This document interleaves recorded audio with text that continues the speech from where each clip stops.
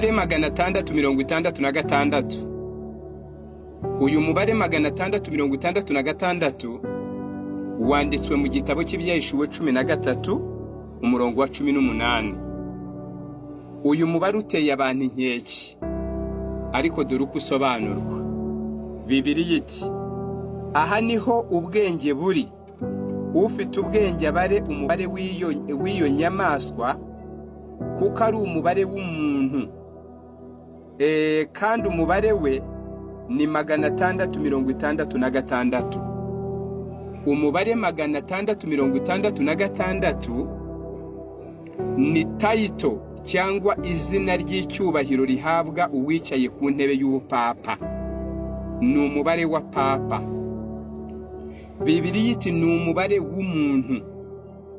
Abantu nteka bakagira impungenge zo gutekereza yuko uyu mubare uzazira muri telefoni, cyangwa ari umubare uzazira muri microchip nk'uko bamwe babitekereza. Ntabwo ari byo.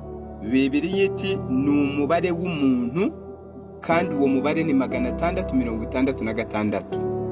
Umuntu wese wicaye ku ntebe y'ubupapa ahabwa izina ry'icyubahiro, etitire yitwa Vicarius Filii mu magambo y'Ikilatini.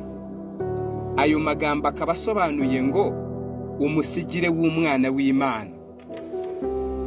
Ayo magambo nk'uko mubizi ko inyuguti z'Ikiromani ziba zifite imibare zihagarariye, V ikaba irimo 5. Bityo ijambo Vicarius risobanura umusimbura.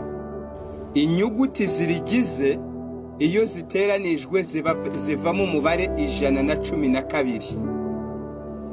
Ijambo fil, inyuguti zirigize z'Ikiromani iyo ziteranijwe zivamo umubare 53. Ijambo day, iyo inyuguti zirigize ziteranijwe havamo imibare 501.